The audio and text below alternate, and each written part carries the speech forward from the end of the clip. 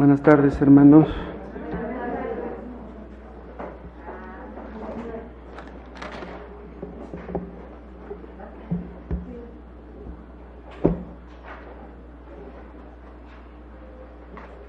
Hace 8 días empezamos a ver este versículo 34 y vamos a terminarlo hoy.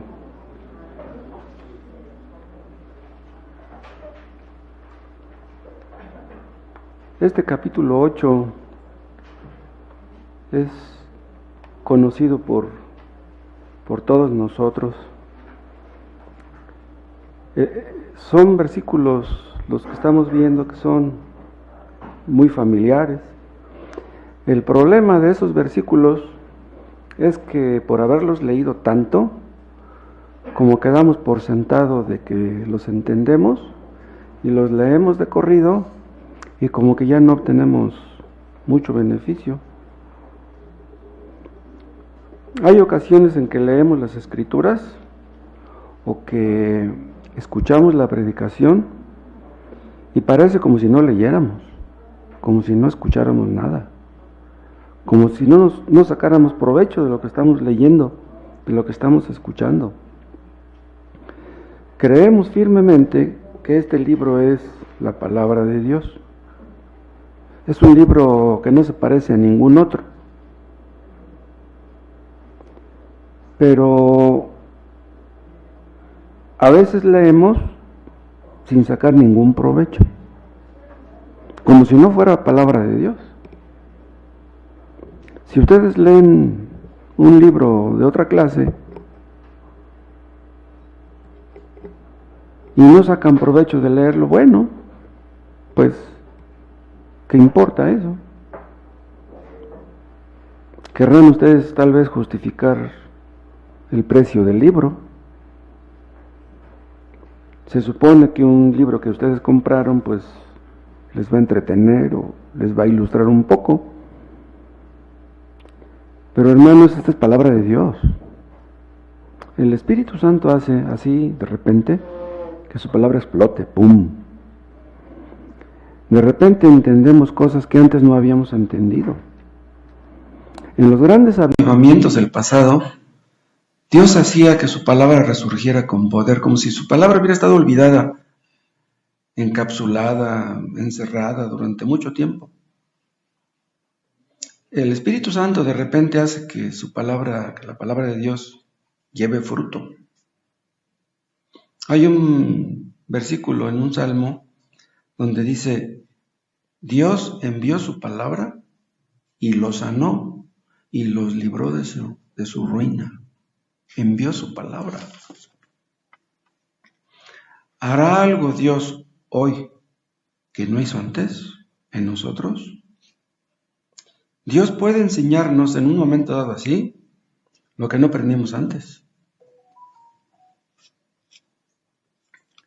Tal vez en ocasiones nos sintamos como árboles que ya estamos torcidos. Un árbol que ya está torcido, pues ya no se endereza. Pero Dios puede enderezarnos por muy torcidos que estemos. Él puede hacernos entender que lo que necesitamos es a Él. El hombre busca dinero, un mejor empleo, un mejor sueldo, busca vicios, drogas, sexo, entretenimientos, cosas que creen que necesitan, que les pueden satisfacer. Pero el Espíritu Santo nos hace entender que lo que necesitamos es a Él. Él puede hacernos entender en un minuto lo que no entendimos en años. Hemos cometido, algunos de nosotros, muchos errores. Y es posible que estemos sufriendo las consecuencias de nuestros errores y que tengamos temor porque aún las suframos más. Después de ser convertidos, ¿ya no cometemos errores? Bueno, ya no los cometemos tan a menudo como antes, pero desgraciadamente seguimos cometiéndolos. ¿Cómo podemos estar seguros de que el día de mañana no vamos a cometer un error que nos destruya a nuestros seres queridos. ¿Cómo podemos estar seguros de que no vamos a meter la pata otra vez de una manera peor que en el pasado? Nuestro texto, este párrafo que hemos estado considerando, nos enseña que los creyentes tenemos una vida que aún con nuestras debilidades podemos echar a perder. A pesar de todas nuestras torpezas e incapacidades, podemos destruir esa vida. Ya vimos que el día del juicio, Cristo ni nos acusará, ni nos condenará. ¿Por qué? Vimos, en primer lugar, que no lo va a hacer porque Cristo murió. Recuerden ustedes que la muerte de Cristo fue una muerte sustitutiva. ¿Qué quiere decir eso? Que Él murió como nuestro sustituto. Él murió la muerte que nosotros deberíamos haber muerto. Él sufrió en la cruz los sufrimientos que nosotros deberíamos de haber sufrido. Él murió la muerte que no merecía. Murió la muerte que merecíamos nosotros. Entonces, la muerte de Cristo garantiza que nosotros ya no sufriremos las consecuencias de nuestros pecados, porque la paga del pecado es muerte. Cristo pagó por nuestros pecados. Y aunque suframos en este mundo las consecuencias de nuestros pecados, en el cielo ya no las vamos a sufrir. Muchos sufren las consecuencias de haber tomado mucho, de haber fumado mucho, de haberse metido con muchas mujeres. Sufren las consecuencias de sus errores pasados. Y es posible que esas consecuencias les acompañen toda su vida, pero en el cielo ya no vamos a sufrir esas consecuencias. Entonces, el hecho de que Cristo murió garantiza que no acabaremos mal, pero dice nuestro texto que no solamente murió, dice que también resucitó. Dice el 34, ¿quién es el que condenará? Cristo es el que murió. Y dice, más aún, si esto fuera poco, el que también resucitó. Yo les comentaba hace 8 días que la resurrección de Cristo es una muestra de la aceptación del sacrificio de Cristo en nuestro lugar. Dios no estaba obligado a aceptar el sacrificio. ¿Entienden? No estaba obligado, pero lo aceptó. ¿Y cómo podemos verlo, comprobarlo? Viendo que Cristo resucitó. Entonces, al resucitar Cristo, quiere decir que Dios aceptó el pago que nosotros deberíamos de haber hecho. Entonces ya no vamos a pagar por nuestros pecados. Ya no vamos a sufrir el sufrimiento que merecemos. Entonces, en el momento que Cristo resucita, Él asciende a los cielos, bueno, un poco después asciende a los cielos, y vean lo que dice que sucedió. Después de que dice que el que también resucitó, dice, el que además de pilón, por si fuera poco, está a la diestra de Dios. Y luego dice, el que también intercede por nosotros. Entonces faltan aquí 2 cosas que no consideramos hace 8 días que vamos a considerar hoy. Cristo resucitó y ascendió a los cielos, aunque no está mencionado aquí, dice, el que además está a la diestra de Dios. Vamos a ver qué implica el hecho de que Cristo esté a la diestra de Dios y el hecho de que esté intercediendo por nosotros, los que hemos creído en Él. Cristo resucitó. A nosotros nos van a enterrar, los gusanos nos van a comer, pero a Cristo los gusanos no se lo comieron, no se comieron su cuerpo. Los inconversos cuando oyen, gracias por el agua, los inconversos cuando oyen que Cristo resucitó, se ríen. Porque dicen, yo nunca he visto que un muerto resucite. ¿Quién lo ha visto? Para nosotros ese no es problema, porque nosotros creemos que Dios es todopoderoso. Los que buscan errores en las Escrituras dicen, un asno habló, una serpiente habló, un gran pez se tragó a un hombre y se metió al fondo del mar y ni así se murió y luego lo fue a vomitar en la playa. Que un muerto como Lázaro resucitó. Dice, bueno, eso dicen, pero no podemos creer en eso. Una mujer en aquel tiempo quedó embarazada sin que su marido José la tocara. Dice, no, a otro perro que con ese hueso, yo no puedo creer en eso. Pero hay algo que sea difícil para el Todopoderoso. Acuérdense que Dios creó el universo de la nada.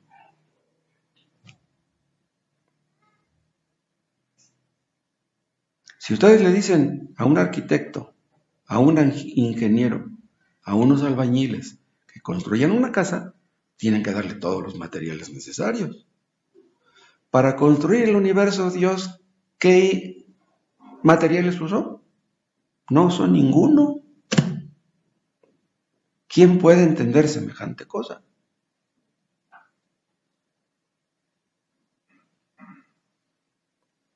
Cristo resucitó y todos los creyentes que murieron creyendo en Él, después de Cristo y antes de Él, o sea, los cristianos de antes y los de ahora, van a resucitar también.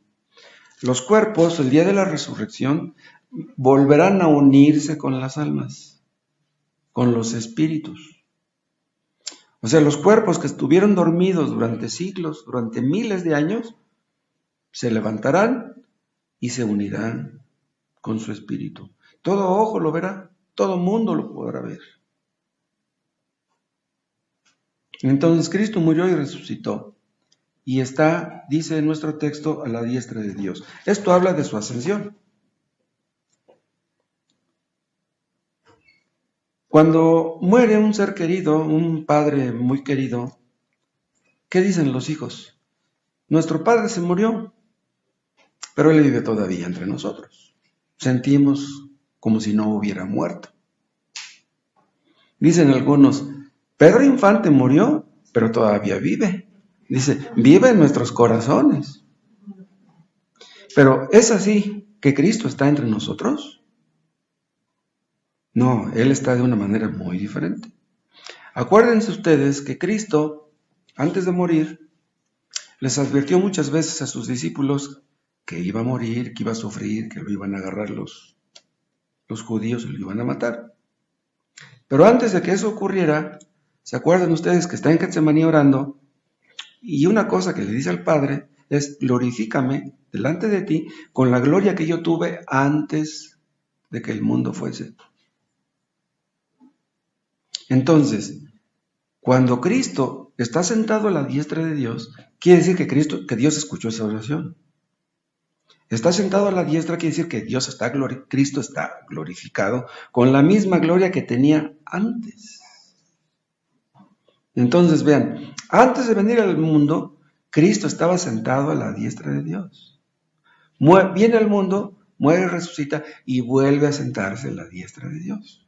La misma gloria que antes tenía, antes de venir al mundo, la tiene ahora. Dios escuchó la oración. Entonces, cuando Cristo estaba en este mundo, estaba rodeado de humillación, de pobreza, se burlaban de Él, pero ahora está rodeado de gloria, está rodeado de majestad. Entonces, el hecho de que esté sentado a la diestra de Dios quiere decir que Él tiene todo el poder en su mano. Él es todopoderoso, Él todo lo puede, todo lo sabe, todo lo dirige, todo lo controla y lo dirige hacia un plan predeterminado por Él. Y eso significa también que Él es autosuficiente y está fuera del alcance de la burla de los hombres. Ya nadie puede hacer nada en contra de Él. Cristo es dichoso, es feliz en sí mismo. Él no necesita de nosotros. Para que Cristo sea feliz, Él no necesita de nosotros. Cuando Moy ora, le gusta mucho decir Padre bendito. ¿Qué quiere decir la palabra bendito? Muchos piensan que la palabra bendito quiere decir que sea bendecido. No, la palabra bendito quiere decir bienaventurado, es lo mismo. Quiere decir que Él es feliz en sí mismo, que Él no nos necesita. Nosotros lo necesitamos a Él, pero Él no nos necesita a nosotros. Nosotros no estamos satisfechos de nosotros mismos. ¿Por qué? Porque cometemos muchos errores, tenemos muchas debilidades.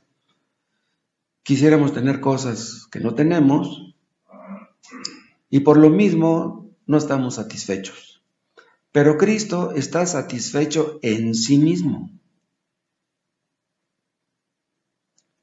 Hay hombres que buscan realizarse en el matrimonio, buscan realizarse por medio de sus hijos, sienten que algo les falta. Pero los creyentes, en el momento que creen en Cristo, aprenden a tener satisfacción en Cristo. Estamos satisfechos en Él. Él es el que nos satisface. Si Cristo no te satisface, nada lo hará. Si Cristo no llena el vacío de tu corazón, nada en este mundo lo hará. Antes de venir al mundo, no le hacíamos falta a Cristo. Vino a buscarnos no porque le hiciéramos falta. Y ahora que ya regresó y que está sentado en la gloria, ahora sí le hacemos falta, ahora menos.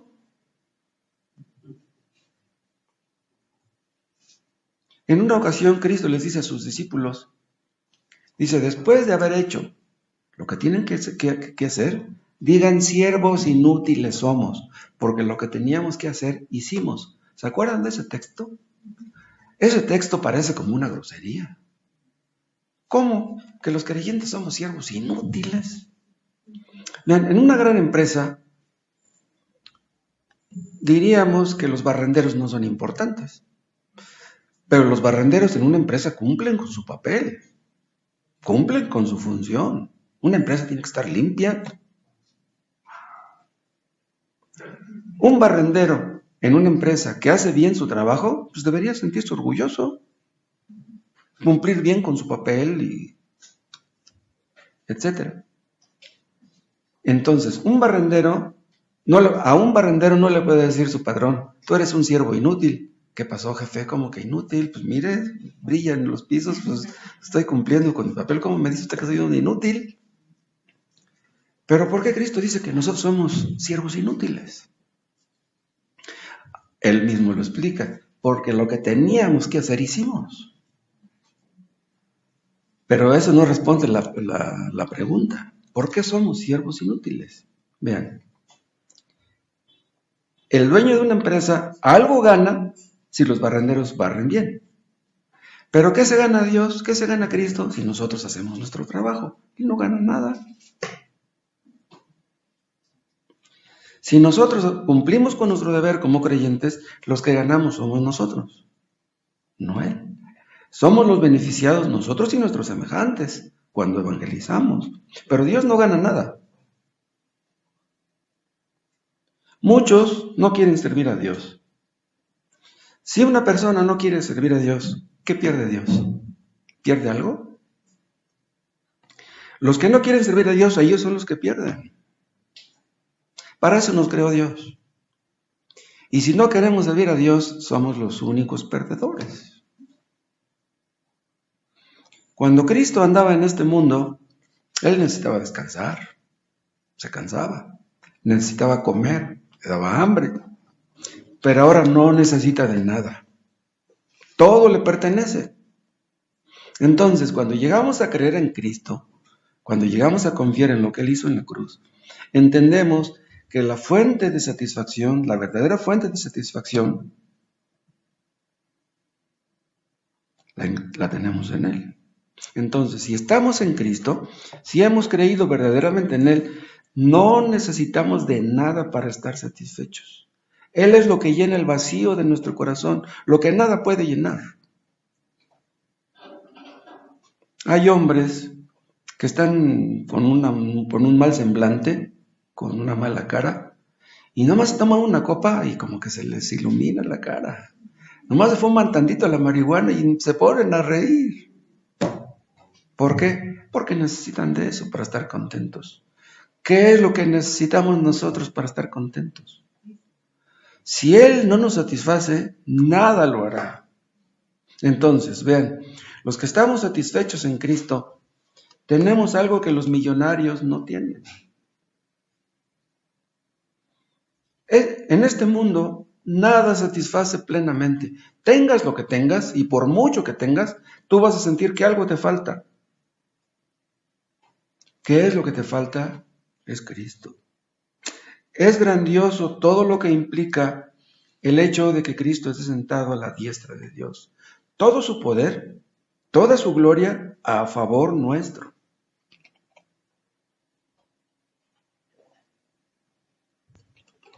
A Cristo le importa más lo que ocurre con los creyentes que lo que ocurre en el Kremlin, en la Casa Blanca. Dios está observando a todos los suyos, le importa lo que les sucede a ellos. Pero no nada más nos está observando con simpatía, no, Él está trabajando para bien de los suyos. Pero no solamente leemos que está sentado a la diestra de Dios, sino que también intercede por nosotros. Eso es lo que dice al final del versículo, el que también intercede por nosotros. Esto lo vemos tipológicamente en el Antiguo Testamento. El sacerdocio lo instituyó Dios, eso no fue ocurrencia de Moisés ni de los ancianos de Israel. ¿Cuál era el trabajo de los sacerdotes? Interceder por el pueblo, abogar por el pueblo. El sacerdote entraba en el lugar santísimo una vez al año, no sin derramamiento de sangre. Pero ustedes dirán, bueno, el pueblo necesitaba del derramamiento de sangre, pero ¿por qué el sacerdote? ¿Por qué? Porque también él era pecador. Entonces, antes de ofrecer sacrificios por el pueblo, tenía que ofrecer sacrificios por sí mismo. Entonces, cuando el sacerdote de aquel tiempo ofrecía su sacrificio, él entendía que él merecía la muerte, al igual que todo el pueblo. Entonces, entraban en el lugar santísimo, ¿para qué? Para interceder por el pueblo.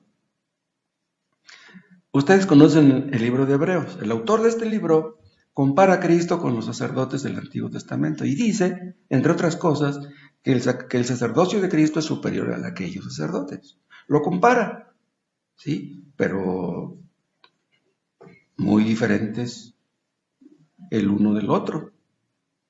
Vimos en el estudio anterior, no recuerdo, o en el de hace 15 días, que Cristo fue sacrificio y ofrenda al mismo tiempo, algo que aquellos sacerdotes no podían hacer.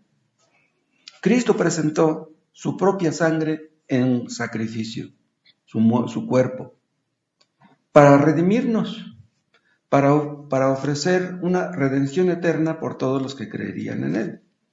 Entonces, la redención que Cristo hizo, el rescate que Cristo pagó, fue completo, fue absoluto. Cristo hizo, lo vimos, todo lo que tenía que ser hecho. Y esto, escúchenme, echa por tierra todo lo que enseñan las religiones falsas. ¿Qué es lo que enseñan esas religiones falsas? Que si ustedes quieren que Dios les ayude, tienen que sacrificar algo. Tienen que hacer algo que les duela. Si vas a ofrendar, no vas a ofrendar 10 pesos, eso no te duele. No, tienes que dar una ofrenda que te duela. Tienes que sacrificar algo para merecer que Dios te bendiga. Y esa clase de doctrinas le agradan a la naturaleza humana. ¿Qué es lo que tengo yo que hacer? Ya cometí muchos errores en la vida, ya me porté mal, pero de aquí en adelante estoy dispuesto a hacer lo que ustedes me digan. Yo quiero merecer las bendiciones de Dios. Entonces dicen, si tú quieres que Dios te bendiga, tienes que acabar con el mal que hay en ti. Un día les conté de un predicador que me invitaron a escuchar hace muchos años ahí en Valle de Aragón. No, que mira, que es buenísimo. Bueno, tanto me insistieron que dije, bueno, pues vamos. Y ese día el predicador habló acerca de Bartimeo, el ciego. ¿Recuerdan ustedes que cuando le dijeron a Bartimeo que pasaba Jesús, se levantó rápido para ir, porque él estaba gritando, Jesús, hijo de David, ten misericordia de mí. Entonces Jesús lo manda a llamar y van y le dicen, el maestro te llama. ¿Y recuerdan lo que hizo Bartimeo? Se quitó la capa y la aventó. Él sentía que la capa le estorbaba y dice, no, yo quiero ir rápido. ¿Y qué creen que dijo aquel ingrato predicador? Dice, esa capa que arrojó Bartimeo, que le impedía ir a Cristo, son nuestros pecados. ¿Qué es lo que nos impide acercarnos a Cristo? Son nuestros pecados. Dice, quítalos, para que pueda decir a él. Dije, ¿qué? Este predicador está loco. Si yo puedo quitarme mis pecados para ir a Cristo, ¿para qué voy a Cristo? No, yo voy a Cristo para que me limpie. Entonces, daba a entender, de ti depende eliminar todos los obstáculos que te impiden llegar a Cristo. Hermanos, personas que me escuchan, ustedes no pueden hacer eso. Pero por naturaleza el hombre dice, yo voy a hacer todo lo que me digan para que Cristo me acepte y me bendiga. Cristo ascendió a los cielos porque Él hizo todo lo que tenía que ser hecho. Por eso la salvación es por gracia. Por eso Cristo nos regala ahora la salvación. No tienes tú que hacer nada. Solamente creer que ya todo está hecho. Así de sencillo es el Evangelio. Entonces, todos los que enseñan que debemos agregar algo a lo que ya Cristo hizo, no están enseñando el Evangelio verdadero.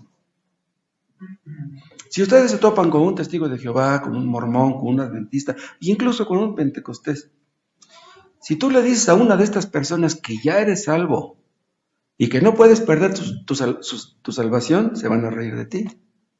Te van a decir, no, estás loco, dice, algo te falta. Dile tú, ¿pero qué me falta? Cada quien te va a decir sus teorías acerca de lo que ellos consideran que es la salvación. Pues tienes que bautizarte en nuestra iglesia, tienes que dejar de comer esto, tienes que dejar de hacer aquello, etc. Pero ellos no creen que la salvación sea por la fe sola. Ellos creen que la salvación es por la fe más alguna obra. Tienes que hacer algo más, no basta con creer. Nosotros podemos detectar cuando una persona no cree en el Evangelio verdadero. Podemos detectarlo. Somos salvos por la fe sola, sin las obras de la ley. Eso viene después.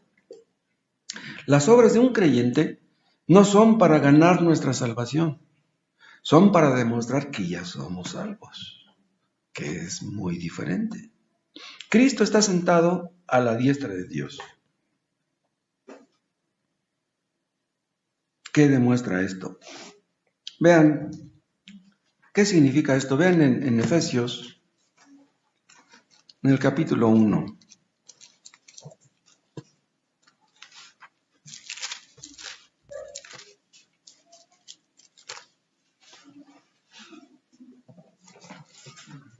Vamos a empezar la lectura en el versículo 16. Efesios 1:16. No ceso de dar gracias por vosotros, haciendo memoria de vosotros en mis oraciones, para que el Dios de nuestro Señor Jesucristo, el Padre de gloria, os dé espíritu de sabiduría y de revelación en el conocimiento de Él. Vean lo que está pidiendo Pablo por los hermanos de Éfeso. Alumbrando los ojos de vuestro entendimiento, para que sepáis cuál es la esperanza a que Él os ha llamado y cuáles las riquezas de la gloria de su herencia en los santos, y cuál la supereminente grandeza de su poder para con nosotros, los que creemos, según la operación del poder de su fuerza. Vean, es el poder, es la fuerza de Dios la que ha hecho que creamos, es lo que está diciendo este versículo. Y ese mismo poder, esa misma fuerza, dice el 20, la cual operó en Cristo, resucitándole de los muertos y sentándole a su diestra en los lugares celestiales. Vean, aquí está dándonos a entender que fue el Padre el que resucitó a Cristo y que hizo que se sentara a su diestra.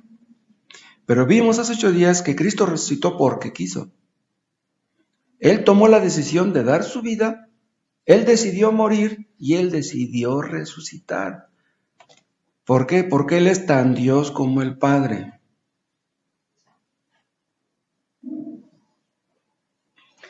Y ahora vean las consecuencias del hecho de que Él esté sentado a la diestra del Padre en los lugares celestiales. Dice el 21, sobre todo principado y autoridad y poder y señorío. Ven, aquí habla de todos los hombres habidos y por haber, y de todos los demonios. Dice, y sobre todo nombre que se nombra, no solo en este siglo, no solamente en esta época, sino también en el venidero. Dice, y sometió el Padre todas las cosas bajo sus pies, bajo los pies de Cristo, y lo dio por cabeza sobre todas las cosas a la iglesia. O sea, principalmente sobre su iglesia. O sea, que así como es cabeza, autoridad sobre todo el mundo, lo es sobre su iglesia. Y dice el 23, la cual es su cuerpo, la plenitud de aquel que todo lo llena. Todos estos versículos son increíbles. Cristo es la cabeza de la iglesia, pero vean, nuestra cabeza está en el cielo, nosotros estamos en la tierra. Dice que estamos sentados con Él en lugares celestiales, pero Él está allá y nosotros estamos aquí. Está sentado como nuestro representante. Entonces, al estar sentado el representante, quiere decir que están sentados también los representados. Lo dice en dónde está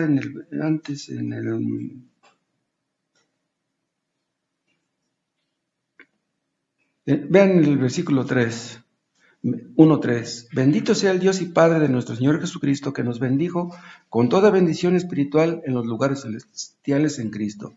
Él está allá. ¿Sí? ¿Y dónde es donde dice que nos hizo sentar?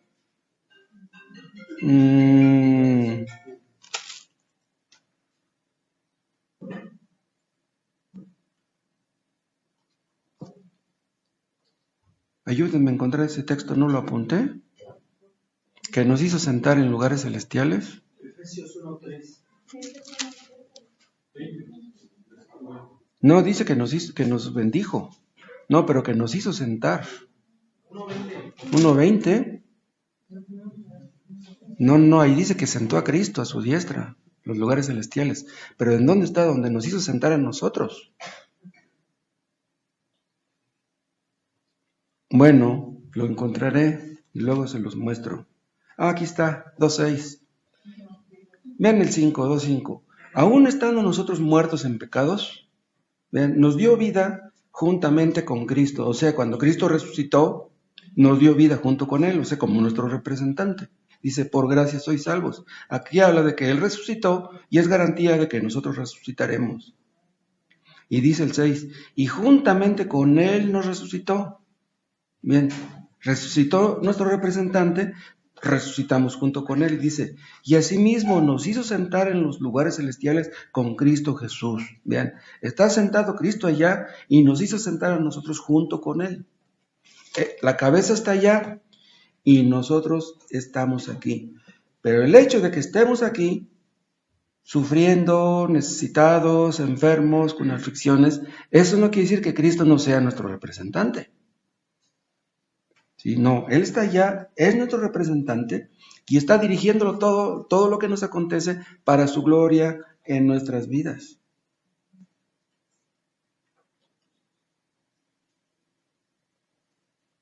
Sometió todas las cosas, es lo que dice en el versículo 22.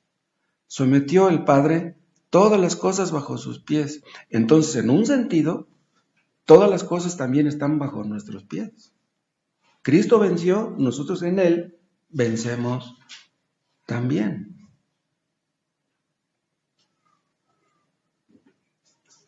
Nuestra cabeza está en el cielo. Nosotros estamos en la tierra. Nuestra cabeza es perfecta. Nosotros no lo somos. Nosotros somos imperfectos.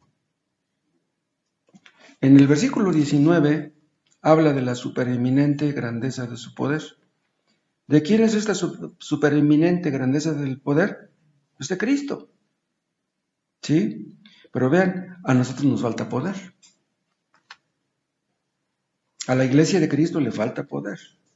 Entonces, vean lo que les voy a decir. Para que ustedes acudan, para que ustedes conozcan lo que es el cristianismo, no acuden a la iglesia, al cuerpo. Ustedes tienen que acudir a la cabeza. O por decirlo de otra manera, ustedes no pueden esperar perfección en el cuerpo. La perfección que ustedes buscan, si es que la buscan, está en la cabeza.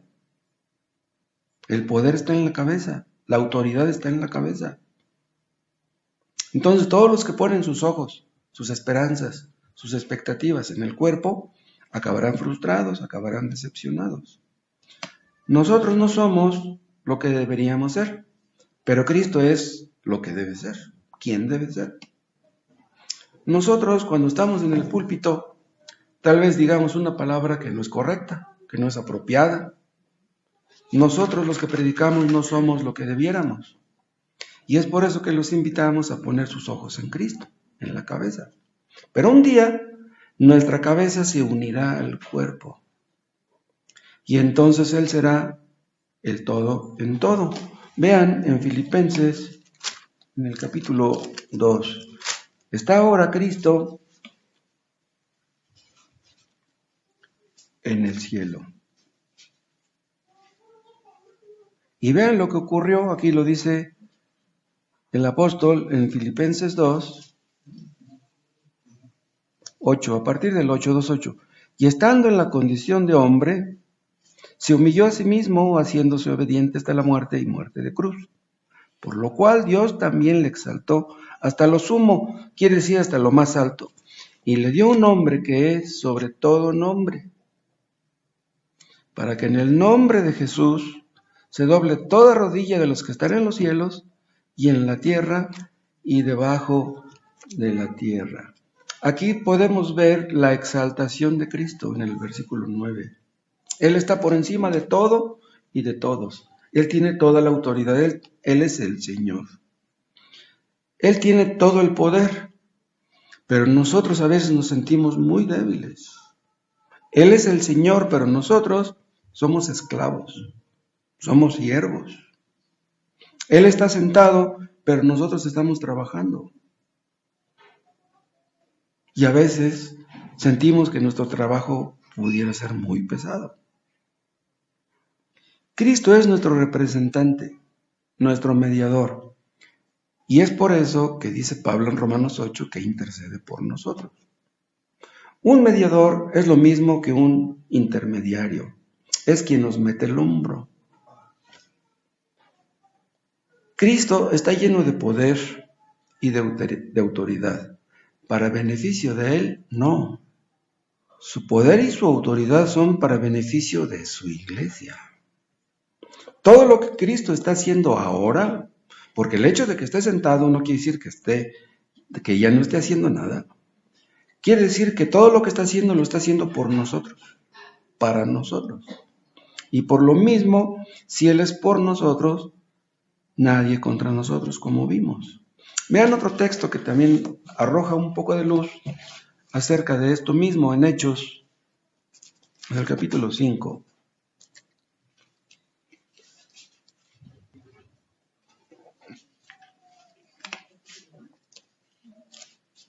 Este versículo es maravilloso. Hechos 5:31. Está hablando de Cristo, el apóstol Pedro, y dice en el 31, a este Dios ha exaltado con su diestra, vean, por príncipe y salvador. ¿Para qué? Para dar a Israel arrepentimiento y perdón de pecados. ¿Para qué fue exaltado Cristo a la diestra del Padre? Para dar a Israel y a los gentiles también arrepentimiento y perdón de pecados. ¿A quién le va a dar Cristo este arrepentimiento y este perdón? A sus escogidos, como estamos viendo en Romanos 8. ¿Se acuerdan de la gran comisión? Antes de ascender a los cielos, Cristo les dice a sus apóstoles, toda potestad me es dada en los cielos y en la tierra. ¿Para qué? lo dice después. Dice, por tanto, puesto que yo tengo el poder y la autoridad, dice, id por todo el mundo y predicad el Evangelio. Entonces, Cristo nos da la gran comisión y obviamente todo lo que se necesita para que podamos cumplir con ella. Todo lo que necesitamos, puesto que Él tiene el poder y la autoridad, lo tenemos en Él. No nos va a mandar a la guerra sin fusil, Él nos va a capacitar. El hermano Enrique nos decía que oráramos porque fuéramos una iglesia que evangeliza, una iglesia que gana almas. Hermanos, si ese es nuestro deseo, eso nos va a dar el Señor. Si estamos unánimes en esa petición y sentimos dolor por las almas que se pierden, Dios hará que seamos ganadores de almas, no nos quepa duda. Si pocos han sido salvos en esta ciudad, Dios puede hacer que miles lo sean. Nada más es que Él quiera. Si Él quiere darnos algo, nada lo va a impedir. ¿Acaso no dijo que todo lo que pidiéramos al Padre en su nombre nos lo daría? Le estamos diciendo que nos capacite para ser ganadores de almas. Se lo pedimos en su nombre, nos lo dará, hermanos. ¿Y qué es lo que hará que tengamos, si oramos de esta manera? Pues lo que dice al final de 31. Él nos dará tanto el arrepentimiento como el perdón. Vean, son las más grandes necesidades del ser humano. Si hemos recibido esto nosotros, que no éramos unas peritas en dulce, ¿no hará que tengan estas cosas los que nos rodean? Nuestros seres queridos por los que estamos orando desde hace tanto tiempo. Los propósitos de Dios se cumplirán. Él nos dará todo lo que necesitamos. Todo lo tenemos en Cristo, incluso, ¿saben qué? No solamente la justificación, porque Romanos 5:1 dice, justificados pues por la fe, tenemos paz para con Dios por medio de Cristo. Pero ahí no habla de la santificación. Pero hay textos que hablan que Cristo es nuestra santificación. Quiere decir que en Cristo tenemos todo lo necesario, todo el paquete. Si ustedes van a sintetizar la palabra cristianismo con una sola palabra, el cristianismo es Cristo. Y esto implica que todo lo que necesitamos, o más bien, para todo lo que necesitamos no vamos a acudir al hombre, a alguna institución, no vamos a acudir al gobierno para que nos ayude, para que nos meta el hombro, para que nos ayude con material para la construcción de esta iglesia. Todo lo que tenemos lo tenemos en Cristo. ¿Por qué? Porque está sentado a la diestra de Dios y todo poder le ha sido dado. Cuando estamos afligidos, esto de que estemos sentados en lugares celestiales nos parece como muy nebuloso. Estar sentados en lugares celestiales implica que somos más que vencedores, pero hay ocasiones que nos sentimos como si fuéramos más que derrotados. Pero eso no es posible, hermanos. Nuestra suerte está unida a la de Cristo. Cristo no puede ser derrotado y nosotros tampoco, aunque nos maten. Decía Enrique, lo más que puede pasar si evangelizamos es que nos saquen un machete, que nos corten el cuello. Eso es lo más que pueden hacer. Vean en Romanos, en el capítulo 6, lo que ocurrió cuando Cristo resucitó. Estoy retrocediendo un poquito. Romanos 6.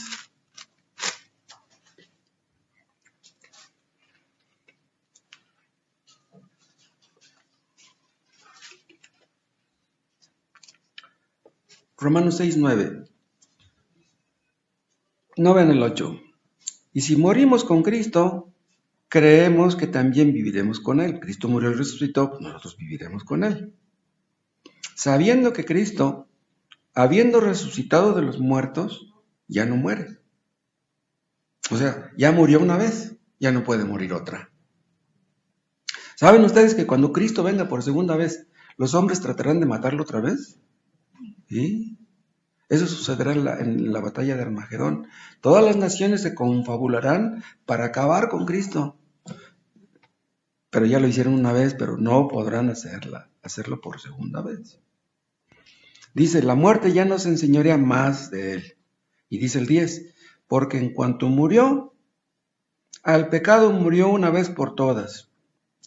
Vean, aquí implica que ya no es necesario el sacerdocio católico.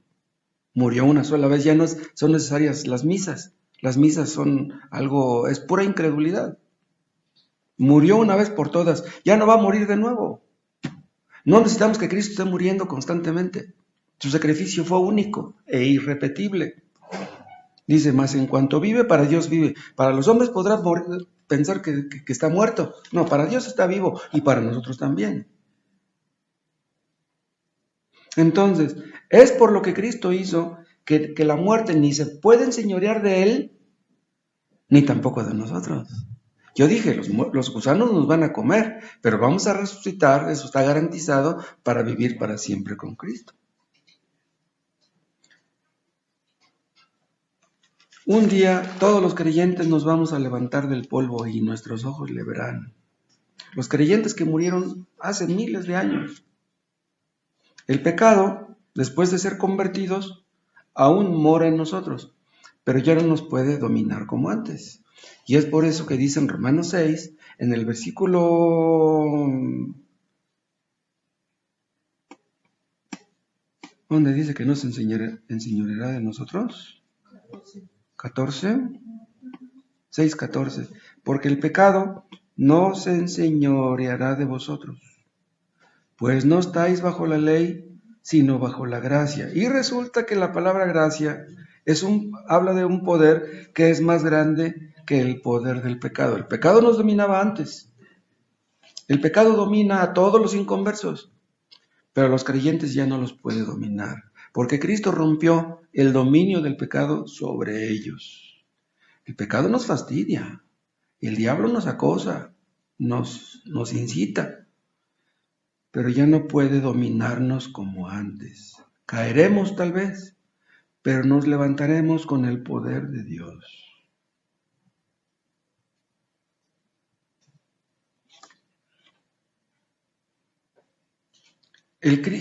Cristo venció al pecado, a la muerte y al diablo. Entonces son enemigos ya vencidos. Y es por lo mismo que ya no hay acusación que valga ni condenación para los creyentes. Pero vean otra cosa. Además intercede. Vean un texto que está tremendo en el capítulo 17 de Juan.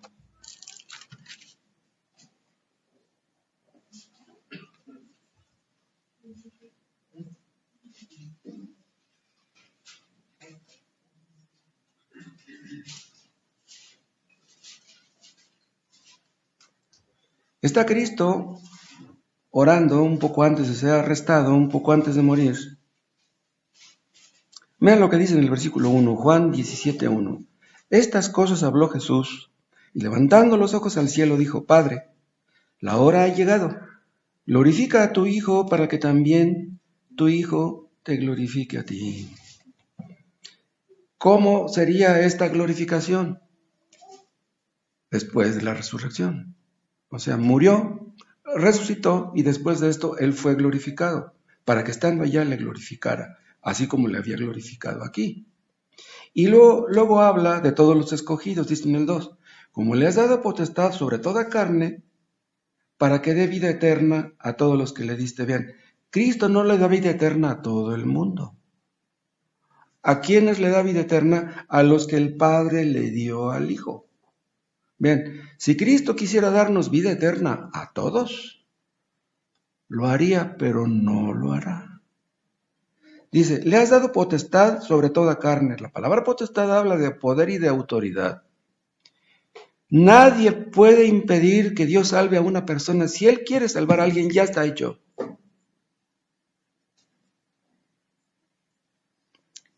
Está hablando de los escogidos. Y luego lo menciona de nuevo en el 6.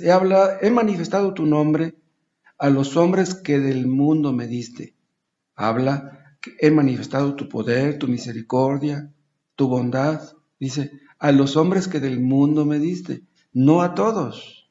Es un extracto, un grupo entresacado de toda la raza caída.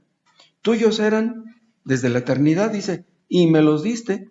Ya han guardado tu palabra. ¿Cómo sabemos que fuimos dados al Padre? Porque hemos guardado su palabra. Si tú no guardas su palabra, tú no eres de los escogidos. Porque las palabras que me diste, dice el 8, les he dado y ellos las recibieron. Ya han conocido verdaderamente que salí de ti y han creído que tú me enviaste.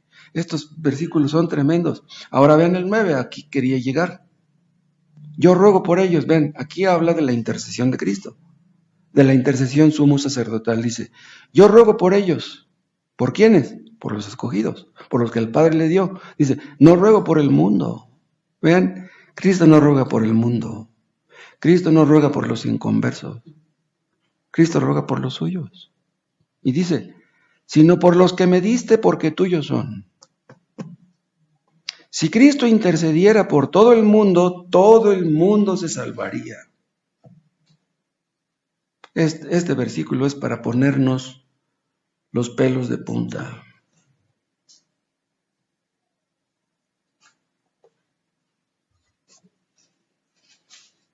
Cristo, ¿se acuerdan que estaba intercediendo por Pedro cuando le negó? Cuando le negó 3 veces.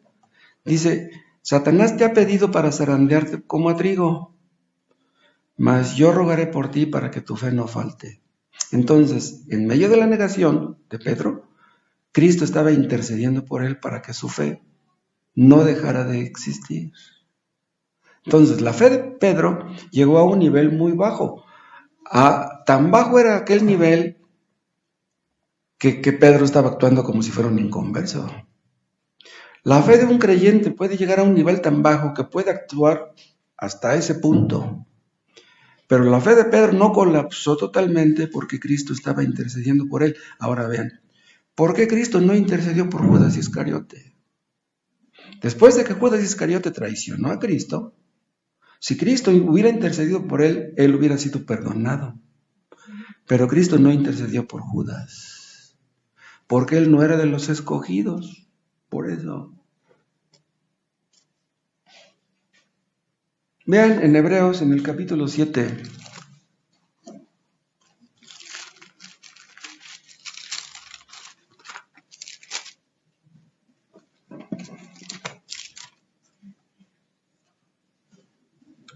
Yo les hablaba de que el sacerdocio de Cristo es comparado con el sacerdocio de los sacerdotes del Antiguo Testamento.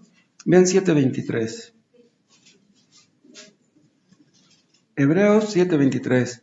Y los otros sacerdotes, los del Antiguo Testamento, llegaron a ser muchos debido a que por la muerte no podían continuar.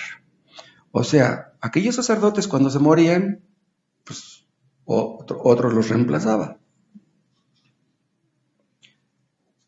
Y dice, más está hablando de Cristo, por cuanto permanece para siempre, tiene un sacerdocio inmutable, un sacerdocio irreemplazable, un sacerdocio que ya no puede cambiar. ¿Por qué? Porque Cristo permanece para siempre en este momento que está a la diestra de Dios. Y dice el 25, por lo cual puede también salvar perpetuamente, no temporalmente, no que tú puedas ser salvo hoy y perder tu salvación mañana, no. Cristo salva a los que salva perpetuamente. Es por eso que nosotros creemos que la salvación, una vez obtenida, ya no la puedes perder. Dice, a los que por él se acercan a Dios, viviendo siempre para interceder por ellos. Aquellos sacerdotes fueron constituidos para interceder por el pueblo, y eso es exactamente lo que Cristo está haciendo ahora por los suyos. Ya no necesitamos otro sacerdote. ¿Entienden ustedes por qué el sacerdocio católico es una herejía? No solamente es una herejía, es una farsa. Los sacerdotes, en lugar de acercar a los hombres a Dios, los alejan.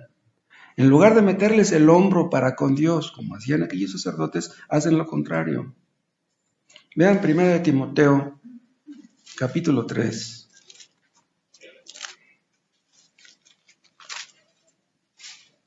Capítulo 2.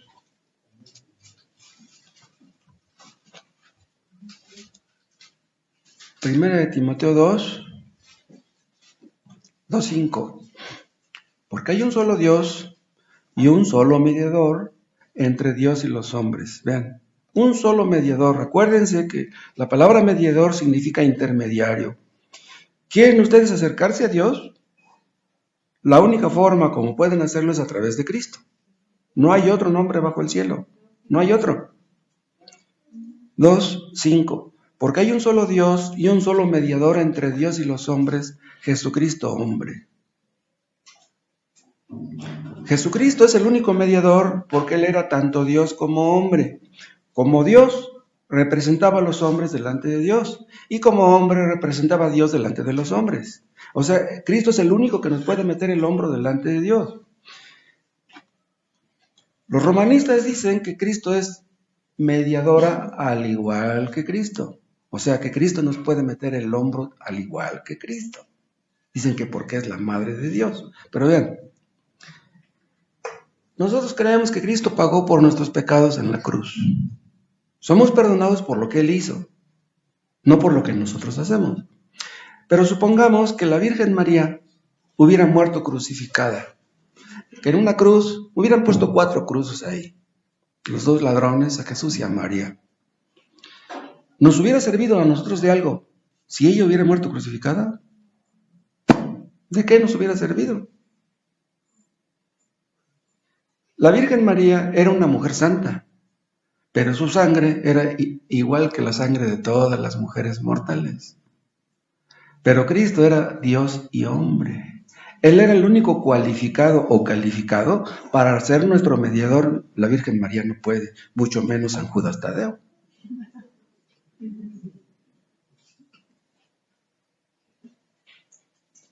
El que está sentado a la diestra de Dios, ya vimos, es Jesús, no es María.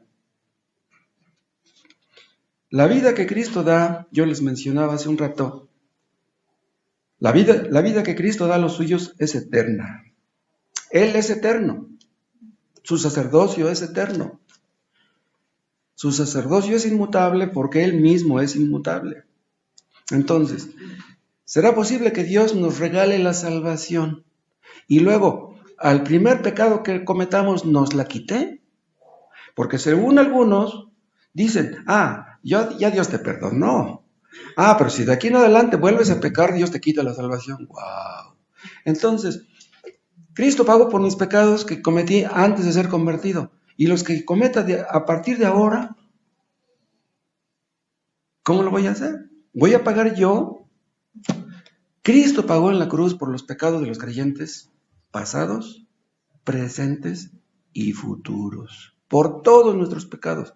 Cuando Cristo estaba muriendo en la cruz y estaba siendo nuestro representante, todos nuestros pecados eran futuros. Nuestro nacimiento estaba en el futuro. Pues Cristo llevó todos nuestros pecados. Pero si Cristo nos regala la salvación y ya no podemos perderla, entonces, ¿vamos a pecar puesto que no podemos perder la salvación? Hubo un escritor de Monterrey, creo, se apellidaba Treviño, que escribió un libro que se llama Licencia para pecar. En ese libro dice ese hombre que la salvación por gracia es una licencia para pecar. Dice, esos que creen que la salvación es por gracia, dicen, pues como es por gracia, es gratis, pues entonces puedo pecar. No hay ningún problema. Pues como ya soy salvo, aunque peque no voy a perder mi salvación. Pero ese hombre no entiende. Ese libro se vendió mucho en su tiempo, hace como... ¿Alguno de ustedes lo leyó? ¿Ninguno leyó ese libro? Licencia para pecar, se llama ese libro. Pero dice el apóstol Pablo, ¿qué pues diremos? ¿Perseveraremos en el pecado para que la gracia abunde? Pues como soy salvo por gracia, pues entonces voy a seguir pecando. No, dice de ninguna manera. Hemos muerto al pecado, ya no podemos ser dominados por el pecado.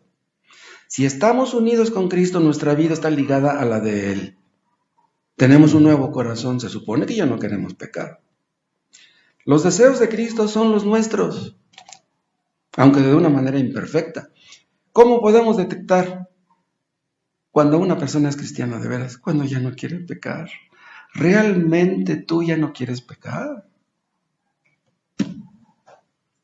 Cristo no quiere que pequemos. Nosotros no queremos pecar, no queremos ofenderle.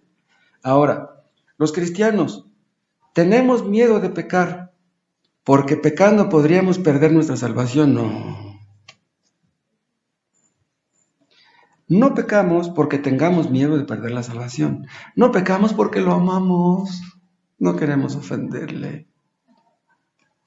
Dice el Señor, si me amáis, guardad mis mandamientos. ¿Me aman de veras? Pues obedézcanme. El amor a Cristo, hermanos, se demuestra no con las palabras. El amor se demuestra con los hechos. Pero estos hechos de los creyentes son una muestra de la vida que ya tienen. No es para que puedan tener vida eterna. No tratamos de guardar los mandamientos para tratar de merecer la vida eterna. Exactamente eso es lo que hacen los legalistas, los moralistas, los arminianos en general. Ellos creen que la salvación, la vida eterna depende de lo que ellos hagan. Si nosotros, hermanos, hemos llevado algún fruto, lo llevamos porque tenemos una religión. No es la religión en sí la que hace que una persona lleve fruto. Quien hace que llevemos fruto es Cristo, por su Espíritu Santo. Unos creyentes llevan más fruto que otros, pero todos llevan. En el momento que una persona cree en Cristo, confía en Cristo, se apoya en Cristo, en ese momento ya tiene vida eterna. Dice Juan 5:24, de cierto os digo, ven, este es un juramento. De cierto os digo, el que oye mi palabra y cree al que me envió, tiene vida eterna. Y no vendrá condenación, mas ha pasado de muerte a vida. Vean cómo dice, el que oye mi palabra y cree al que me envió. Vean, ¿qué necesitas para tener vida eterna? Oír la palabra y creer en ella. Vean, no basta con que tú vengas a oír la palabra. Tienes que creer en ella. Una persona puede estar oyendo y oyendo la palabra durante años sin creer en ella. No se conformen ustedes con venir a escuchar la predicación. No se conformen con escuchar predicaciones en casa. No se conformen con leer la Biblia. Es muy mal negocio leer y no obedecer. Los que creen lo demuestran obedeciendo. ¿Quieren que les diga algo? Muchos van a llegar al día final, al día del juicio, personas que conocieron el Evangelio, que lo oyeron, pero no creyeron en él. Más les valdría no haber oído el Evangelio. ¿Y saben ustedes por qué muchos oyen, pero no creen? ¿Saben ustedes por qué? Porque no confían en Cristo. Confían en ellos mismos. Por eso. Confían en lo que hacen. Confían en que son buenas personas. Se comparan con otros y dicen, no, yo no soy tan malo como fulano. No creen necesitar de un mediador. No creen necesitar de un intermediario. En la raíz de todo pecado está la incredulidad. La incredulidad es la madre de todos los pecados. Acuérdense que Cristo es visto en las Escrituras con un triple oficio. Cristo era sacerdote, profeta, sacerdote y rey. Como profeta debes creer todo lo que dijo. Él es el profeta de profetas. Cristo es el sacerdote. Debemos confiar en su obra acabada, descansar en él. Pero creer y confiar no basta sin obedecer. No solamente es sacerdote y profeta, él es rey. Él es el Señor. Tienes que obedecerle. Si no le obedeces, de nada sirve que escuches, que estés escuchando predicación tras predicación. Ya vimos que Cristo intercede. Cristo intercede para que seamos perdonados todos los días. Desgraciadamente, hermanos, pecamos todos los días. Y hay veces que pecamos sin darnos cuenta. La Biblia habla de que había un sacrificio en el Antiguo Testamento por los pecados de ignorancia. Y David dice en un salmo, líbrame de los que me son ocultos. O sea que hay pecados que están ocultos a nuestros ojos. Pero ese sacrificio del Antiguo Testamento Ahora, por la intercesión de Cristo, somos perdonados todos los días. Todo lo que necesitemos, hermanos, todo lo que necesitamos en nuestro trayecto por este mundo lo tenemos en Cristo. Cualquier cosa que necesitemos, cualquier bien físico, material, espiritual, lo tenemos en Cristo. Toda buena dádiva y todo don perfecto desciende de lo alto. Santiago 1:17. Dios nos da lo que necesitamos. ¿Saben por qué? No porque nosotros seamos buenos, no porque seamos buenas personas. Dios nos da lo que necesitamos porque Él es bueno. Y saben una cosa, cuando Cristo intercede por nosotros, no piensen ustedes que Cristo está tratando de convencer al Padre de que nos dé esto o que nos dé aquello. Ándale, mira, pues, es que este me sirve, pues, merece que le des lo que te estoy pidiendo. Ándale, por favor. No. El hecho de que Cristo esté sentado a la diestra de Dios, eso garantiza que lo vamos a recibir. El Padre no está renuente. El hecho de que Cristo esté a la diestra de Dios garantiza que tendremos, y escuchen, que tenemos todo lo necesario. Tal vez a ustedes les parezca poco lo que tienen, pero según Dios, ustedes tienen exactamente lo que Él considera que deben tener. Y eso, sea que vivamos poco, sea que vivamos mucho. Matusalén vivió más de 900 años y créanme, a él nada le faltó. Dios no nos da las cosas de mala gana. Entonces, hermanos, si Él está a la diestra de Dios y el Padre se complace en el Hijo y Él nuestro representante y estamos sentados con Él, entonces podemos cantar. No somos lo que debiéramos y nunca lo seremos, en serio. Siempre moriremos de alguna manera fallos en algún punto. Pecamos ayer, pecamos hoy y lo más probable, desgraciadamente, vamos a pecar mañana. Pero hermanos, la sangre de Cristo nos limpia de todo pecado.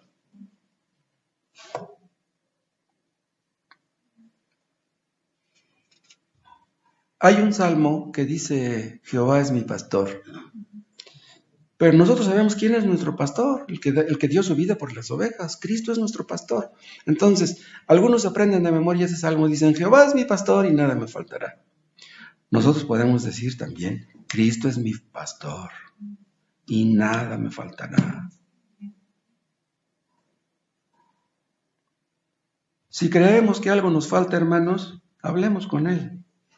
Él nos dará lo que ha prometido darnos. Aunque tal vez en esta vida, pues nunca tengamos todo lo que queremos, porque hay veces que queremos cosas que ni deberíamos de querer.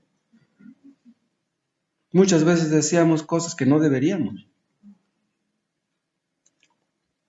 Pero hermanos, si Cristo es nuestro, la vida eterna es nuestra. Todo es nuestro. Y tenemos motivos de sobra para estar contentos. Y si hay aquí alguno de ustedes que no está contento con Cristo, no estará contento con nada. Dios hizo nuestro corazón para Él. Y el único que puede llenar nuestro corazón, el único que puede llenar el vacío de nuestro corazón es Cristo. Nada llena en este mundo, hermanos. Muchos suspiran, cuando yo me case voy a ser feliz. Cuando yo me aumente en el sueldo, cuando termine mi carrera, cuando tenga un título. Nada llena el vacío del corazón. No es el vicio, no es la droga, solamente Cristo puede satisfacer al alma hambrienta. Por último, vean en Lucas en el capítulo 11.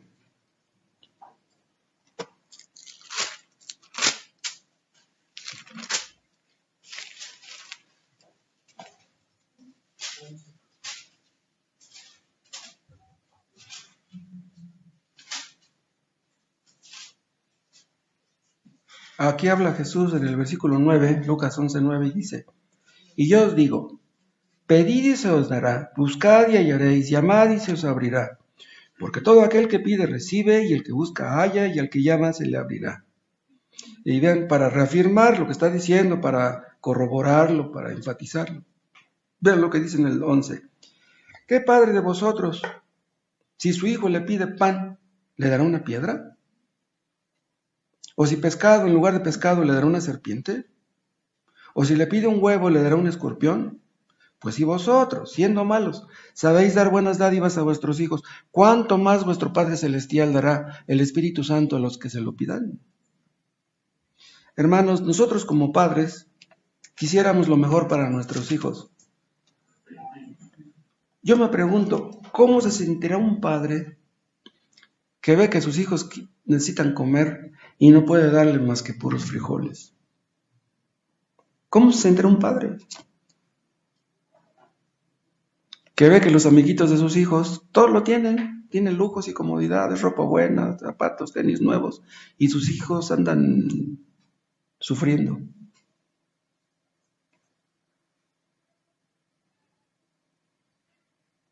Si nosotros, siendo padres malos, habiendo cometido tantos errores como padres, queremos lo mejor para nuestros hijos, ¿Dios será menos?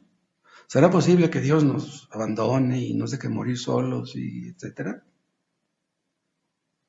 Un padre puede preocuparse porque un hijo no tiene tenis. Pero ¿qué es lo que debiera pedir más? ¿Cuál debiera ser su deseo más grande? ¿Que sus hijos tengan todo lo necesario en sentido material? Vean el 13 de nuevo. Pues si vosotros, siendo malos, sabéis dar buenas dádivas a vuestros hijos, o sea, pues esa ropa y esos alimentos que ustedes quieren darle a sus hijos son buenas dádivas. ¿Quieres que tu hijo esté bien alimentado? Pues todos los padres quisiéramos eso. Dice, ¿cuánto más vuestro Padre Celestial dará el Espíritu Santo a los que se lo piden? Vean, ¿cuál es la mejor dádiva según Dios? Es el Espíritu Santo. Lo que tu hijo necesita no son tenis. Lo que tu hijo necesita es que vea su pecado. Que tu hijo sea convertido. ¿De qué sirve que tengas tu hijo zapatos de 3,000, tenis de 3,000 pesos, si va a terminar en el infierno?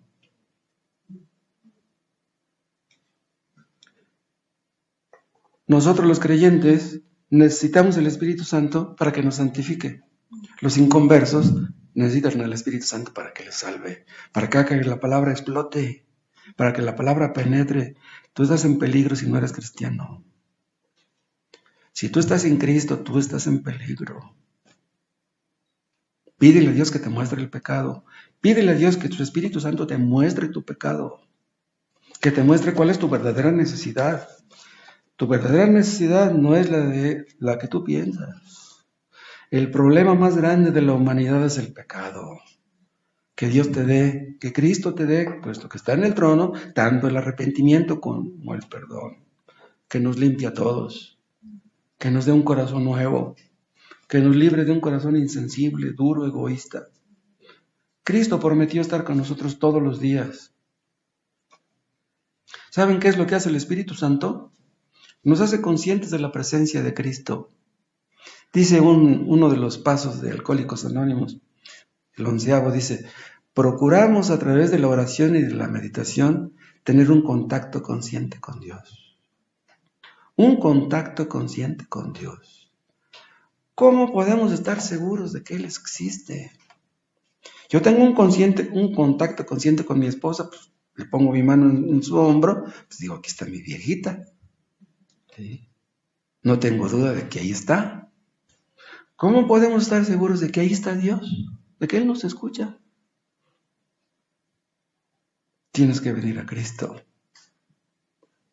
Y cuando tú te acercas a Cristo, cuando tú te apartas del pecado, cuando quieres realmente obedecer a Dios y estás dispuesto a renunciar a todo pecado y acudes a Él para que te limpie, para que te ayude, entonces sientes que Él existe realmente, que Él te escucha, que tiene interés en ti. Y si tú sientes que Él está contigo y sabes que el arrepentimiento y el perdón son tuyos, ya la hiciste. Tenemos comunión con Dios por medio del Espíritu Santo. No podemos orar sin el Espíritu Santo. No podemos entender la palabra sin el Espíritu Santo. De nada sirve escuchar lo que escuchamos aquí los domingos sin el Espíritu Santo. ¿Cuánto necesitamos del Espíritu Santo?